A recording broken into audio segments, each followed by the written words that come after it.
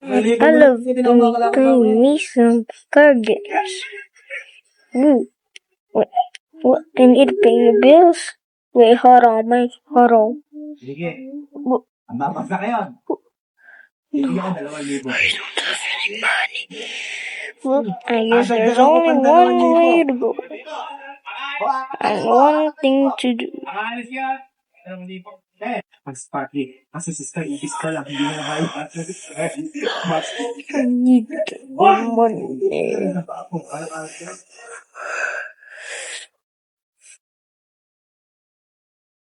Oh, hello there.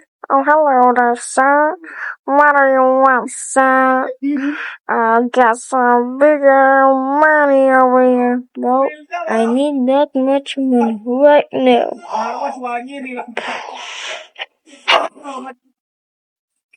I'm not missing. Oh, okay, sir. I'll just, you see, we have a lot of people in here that I know. So, do I care? Cause I ain't playing around, dude. Fine, I'll show you. Just wait, okay? Okay, fine, I'll wait.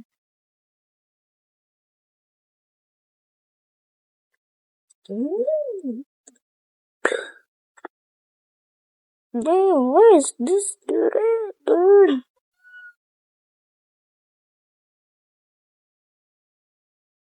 Hello, sir. Yo. So where's that money, dude? Don't worry. Don't worry, sir. It's over here. Come. No, I'm fine. Sorry, sir, I just can't see you. Yeah, good. Oh, hurry up, dude. Ito, dugan. Gusto na natin yung kalaro. Iisa.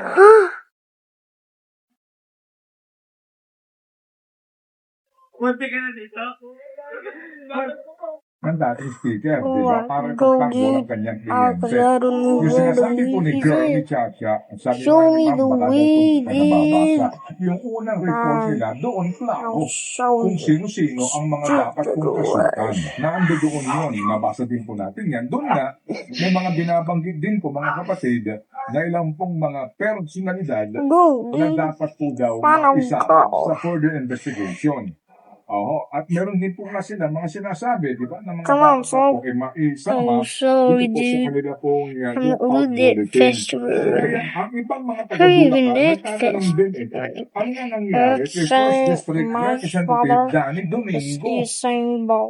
Opo, at maging itong sa mayor ngayon ng Diginto na si Boy Cruz Jr. At ilan pa po mga napabanggit na mga sinasabing umano ay mga proponent sa aming programa sa mga taong ito. Di ba, girl? Kasi nga po, maliban doon sa mga statement po sa Senado, sa lower house, na ilang pong mga humarap na testigo, mismo po... Yeah, you really stupid, dude. Magandang hapon sa lahat mga kababayan. Ngayon po ay andito po tayo sa lugar nila Dali. Keys, Sa just Barangay Malamig. somewhere here. At kasama natin si sister. Ayun yung sister ko. Siya po yung... Yan po. Puntahan po niya po siya na vlog po sa Facebook. Ano yung vlog niya? Yun na yan. Siya po yung dahilan kung bakit po nakilala si Christian ng... Sa isang naging tila ordinaryo pero biglang naging viral sa politika at social media, umangat sa spotlight ang maginang Senator Loren Legarda at Representative Leandro Legarda Leviste matapos mag-viral ang kanilang pagbisita sa Dolomite Beach sa Manila Bay.